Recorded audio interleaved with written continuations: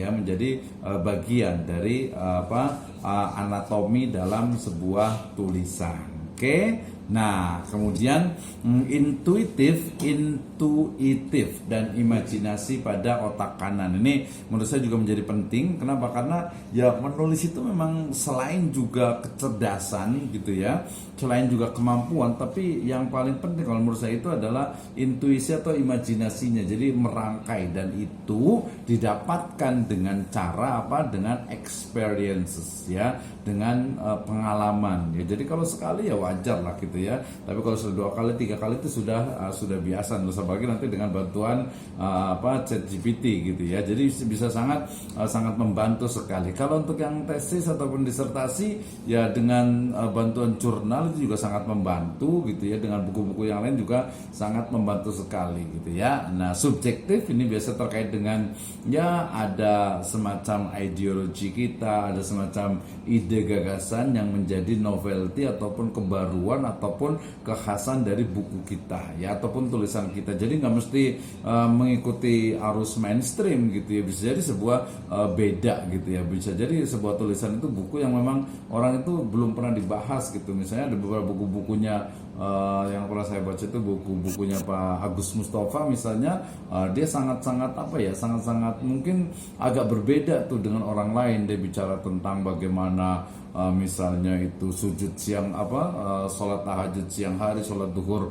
malam hari, kemudian juga tentang tentang amazingnya Isra dan Mi'raj gitu ya. Kemudian pokoknya kata-kata ataupun hal-hal yang sifatnya itu mungkin agak belum banyak dibahas oleh orang. Atau mungkin juga kalau yang sejarah itu sekarang misalnya ada biografi baru misalnya Wali Songo yang selama ini mungkin masih buram gitu, masih belum jelas gitu ya. Atau mungkin juga banyak sekali hal-hal lain yang perlu diselesaikan gitu ya. Oke, berikutnya adalah sesuaikan sistematika dan juga penulisan dengan otak kiri tadi ya. Jadi kalau sudah kita menulis gitu ya, pertama tadi kan imajinasi, pokoknya tuangkan semua tulisan. Yang berikutnya adalah mengoreksi kesalahan aksara gitu ya. Jadi mulai kalimatnya, typing errornya, tata bahasanya. Kemudian kalau umpamanya skripsi, tesis, disertasi atau penulisan yang ilmiah itu jangan lupa melihat kepada Kamus Besar Bahasa Indonesia di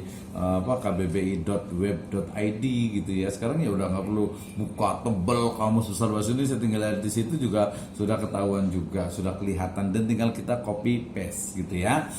Dan itu juga tinggal kita cantumkan saja itu dari websitenya Kamus Besar Bahasa Indonesia. Oke. Kemudian meneliti sistematika. Jadi sistematikanya sudah logis, tadi empiris, atau sudah istilahnya itu rasional gitu ya, sistematis atau belum gitu ya. Itu kalau sifatnya yang biasanya itu nanti yang lebih detailnya anatominya itu bisa di bagian ya untuk masing-masing paragraf ya. Biasanya itu detail tuh ya. Kemudian logis dan sistematis, jelas ya bagaimana sebuah tulisan itu ya memang dia logis gitu ya.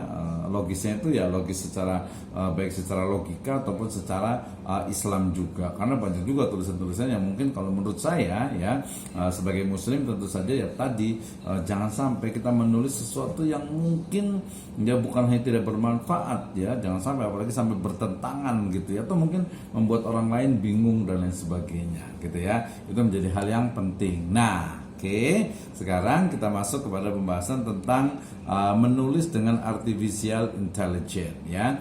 Nah, AI sendiri ya dalam istilah bahasa Indonesia itu adalah kecerdasan buatan ya.